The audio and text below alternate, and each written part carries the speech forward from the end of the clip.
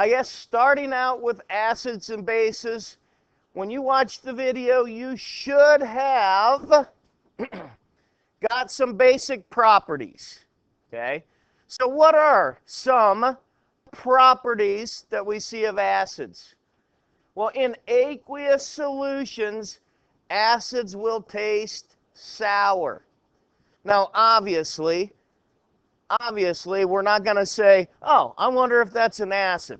Let me take a sip of it to see if it's sour. Because if that is a concentrated acid, it will do some damage to you. Now, have you ever tasted an acid? Absolutely. If you've ever had a drink of orange juice, if you've ever had lemonade, okay, those citric fruits have what we call citric acid. We just worked with that about a week or so ago. All right, so have you tasted an acid? Absolutely. Okay. Anybody ever put vinegar on their fries? Well, I do. Okay, I do it at the fair all the time when I get fair fries, man. I love that. But vinegar is an acid. Okay. It's acetic acid. Acids will change the color of acid-base indicators. Okay. One of which that we typically deal with is phenolphthalein. Another one, universal indicator. The two most common acid-base indicators that we have, but there are literally many acid-base indicators. We saw in the one lab that we did with the concentrated acids that food coloring can act as an acid-base indicator.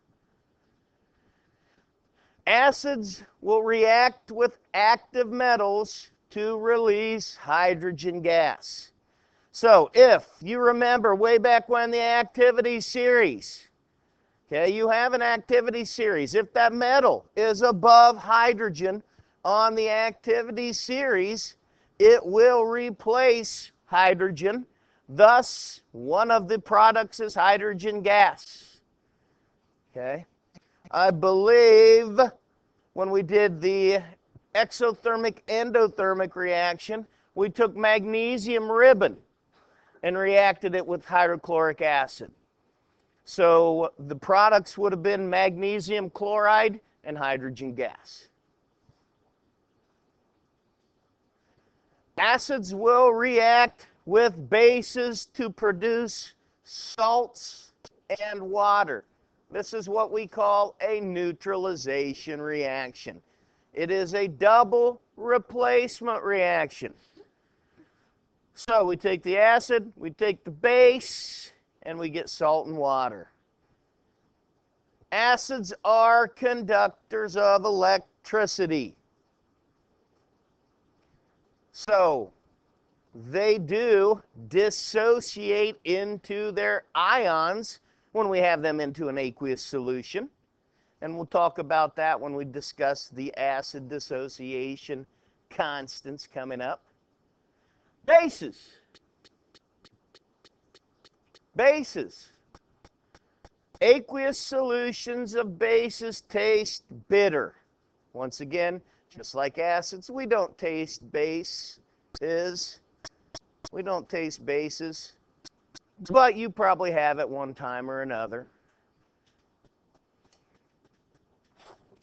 Bases also change acid-base indicators. Grapefruit's an acid. Huh? Maybe a sour more than bitter. Okay? A bitter would be something like probably a soap. Okay? You ever got soap in the mouth for cussing? No? That must be old school stuff because my mom used to do that. Take the old liquid soap. You couldn't get around it. Liquid soap, just a couple of squirts. It did the job, I guess. Okay? Dilute aqueous solutions of bases feel slippery. Stop and think if you pick up a bar of soap, okay? That bar of soap, when it is dry, not a big deal. But once you put it under the water, it gets slick. That's because those bases are slippery when they're in aqueous solutions. Once again, just like acids react with bases to form salts in water, the vice versa. Bases react with acids to form salts and water. Bases conduct electrical current. Okay, bases conduct electrical current. Now, when we're dealing, we talked about some common acids and bases. What are some common acids that we see? Okay, we talked about the citric fruits. Okay, what else? From the video, what is the #1 produced acid? You remember? It's not hydrochloric. Sulfuric acid. Okay, and one of the biggest guys doing that is Procter & Gamble right down by Cincinnati. Okay, a lot of cleaning agents are dealing with sulfuric acid. Okay, but you're right. Sulfuric, the hydrochloric acids. Okay, tartaric acids, the acids that are involved in grapes. Okay, I'm sure one time or another we've ate a grape. Hydrochloric acid we have in our stomach. Okay, we have hydrochloric acid in our stomach to help with our digestion. It's also used as a cleaning agent. Okay, what are some bases? What are some common bases? Anybody write any of those down? Ammonia. Okay, ammonia. We've talked about that. NH3. Okay, that is used as a cleaner. As is lye. Lye is a drain cleaner. Ever heard of milk of magnesia? Milk of magnesia. It's something you drink. It is a laxative. Okay, help loosen your stool. But those are some common acids, some common bases. Now, when we're dealing with strong acids, strong bases, weak bases, dissociation is equal to strength. A strong acid almost completely dissociates or completely ionizes in an aqueous solution. So if I look at this, okay, if I look at this, here is hydrochloric acid. When we put it in water, we see that it is formed into the hydronium ion. That's what H3O plus 1 is. The hydronium ion and the chlorine ion. Now, if you look, this says that it almost 100% dissociates. So almost 100% of that acid breaks down into the ions when it is in an aqueous solution. That's why hydrochloric acid is a very strong acid. On the other hand, we have weak acids that partially dissociate, that partially ionize. Weak acids are non-electrolytes. They are not going to carry much electric current when they are in this aqueous solution. So if we have our old bulb and harness, they're not going to light up that bulb and harness very good. Whereas hydrochloric acid, the strong acids will definitely light that up. Here is acetic acid.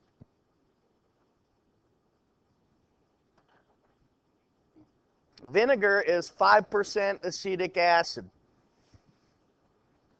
So if you look, we have the acetate ion, we have the hydronium ion again.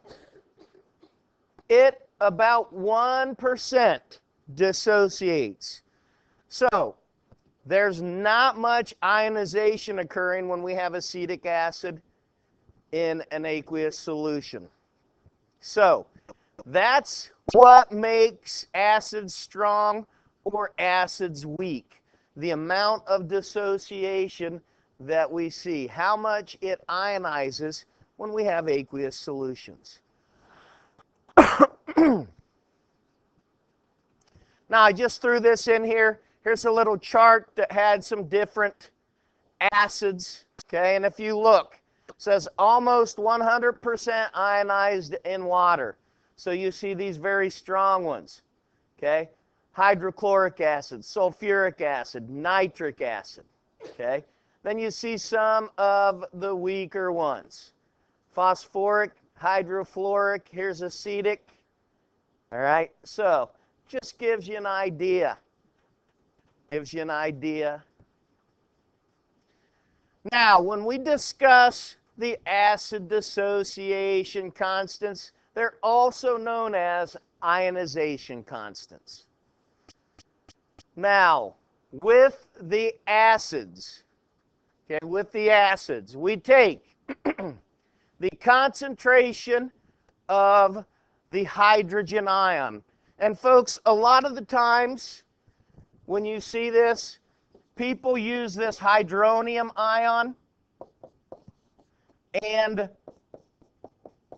the hydrogen ion like that. They use those interchangeably.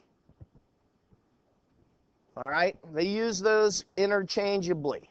So when you see this hydrogen ion, when I read that, that is the concentration of the hydrogen ion multiplied by the concentration of the acetate ion all over the concentration of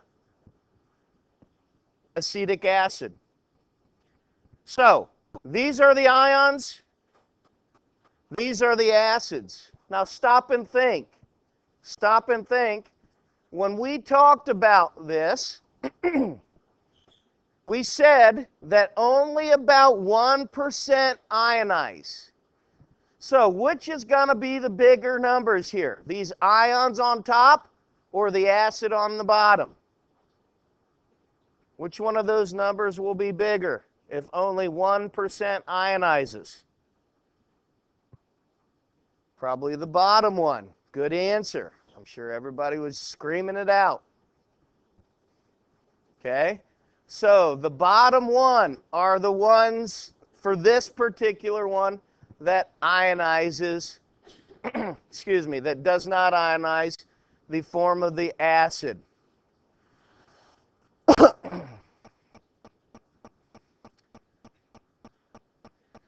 So, it says here, Ka, weak acids will have small ionization constants. Strong acids will have larger ionization constants.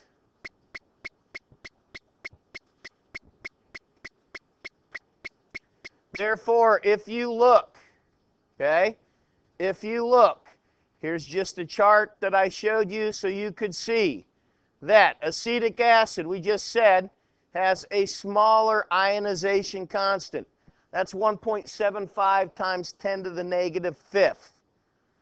Now up here, when you get into the very concentrated, the strong acids, you can see sulfuric acid is 1.0 times 10 to the third.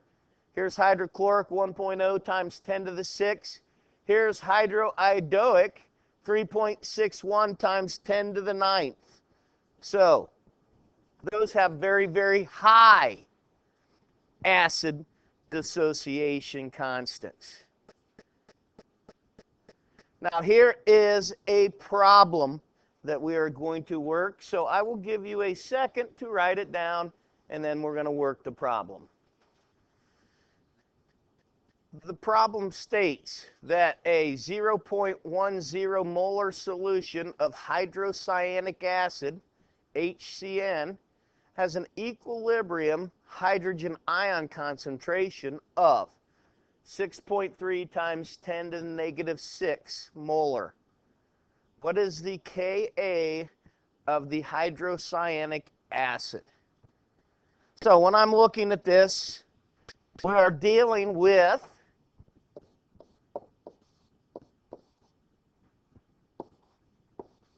hydrocyanic acid that has ionized, it's in an aqueous solution, into hydrogen ions,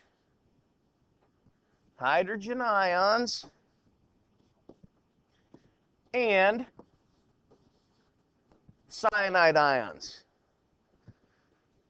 So it's telling us that at equilibrium, that the concentration of HCN is 0.1 molar. It tells us at equilibrium, hydrogen ion concentration is 6.3 times 10 to the negative 6 molar.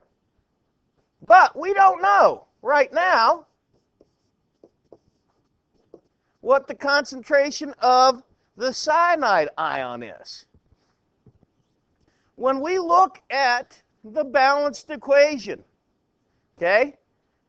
When we look at the balanced equation, can you see that the hydrogen ion is 1 plus, the cyanide ion is 1 negative.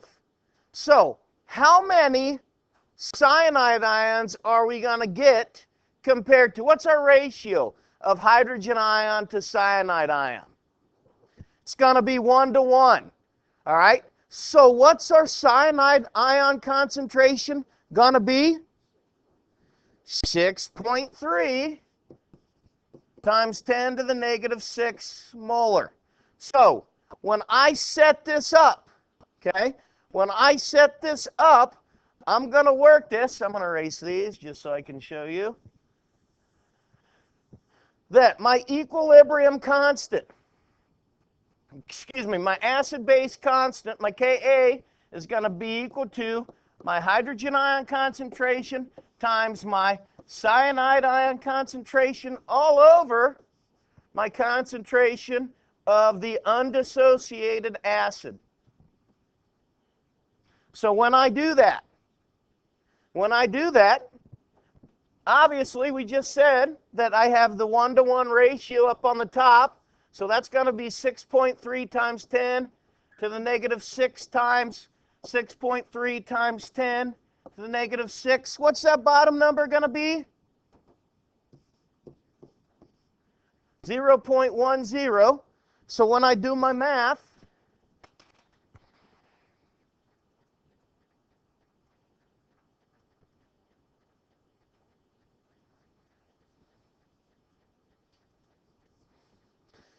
I get a number of, my Ka is equal to 3.969 times 10 to the minus 10th. So when I have done that and I look, I see 1, 2 sig figs, 1, 2 sig figs. So I'm going to make that into 4.0. So what do you think? Do you think that this is a very big Ka or a small Ka? It's a pretty small Ka when we go back and think about the numbers that we were given. So is this going to be a pretty weak acid? Yes. Okay, yes.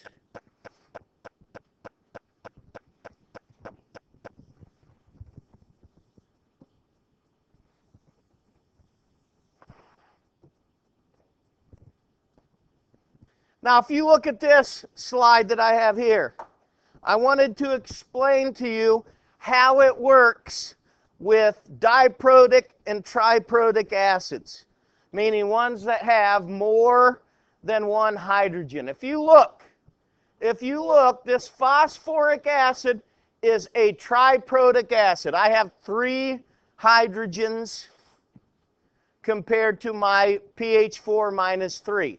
So when this dissociates, when it breaks down, it does so in 3 different steps.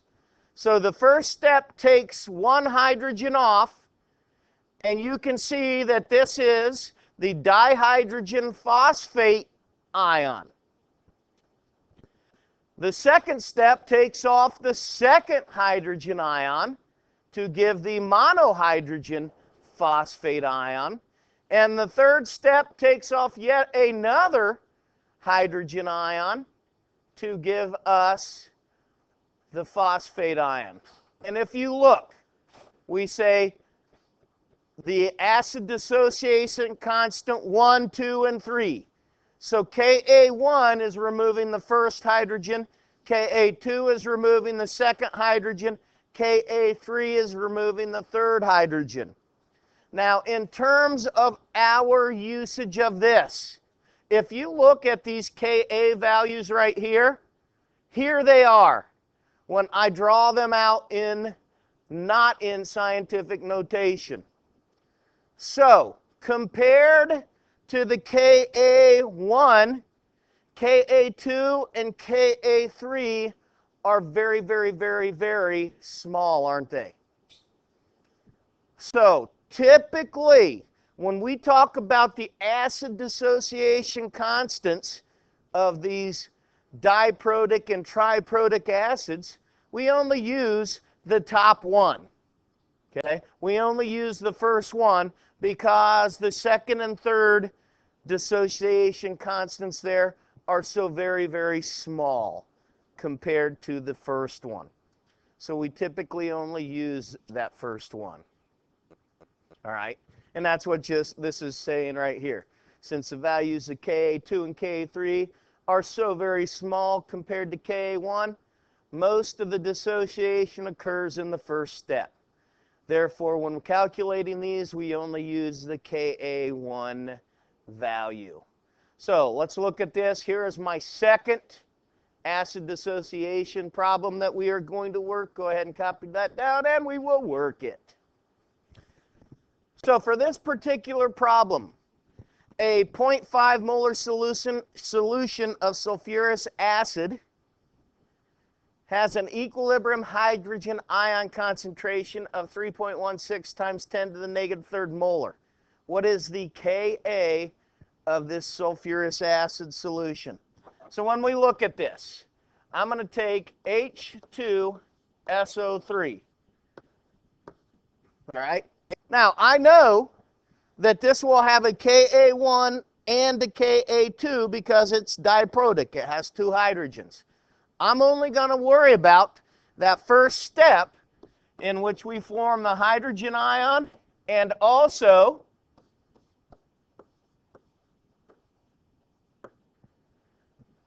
the monohydrogen sulfite ion. So I'm just going to worry about this particular one. So when I set up the Ka, just like I did before, hydrogen ion times the monohydrogen sulfite ion, all divided by the undissociated acid. So as I do that and I start filling these in, I know my hydrogen ion is 3.16 times 10 to the negative 3. So that means that those values are going to be the same. What is my undissociated acid? 0.05. So when I do my math and calculate my Ka,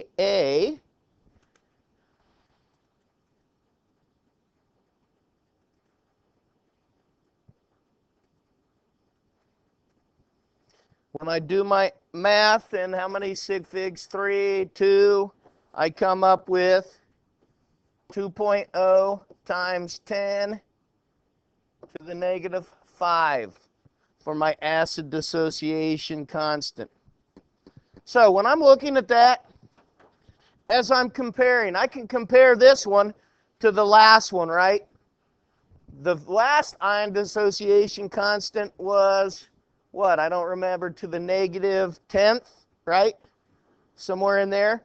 So would you consider this acid stronger or weaker than that one? This is stronger because its acid dissociation constant is bigger. So the bigger the acid dissociation constants, the greater the strength is. Okay?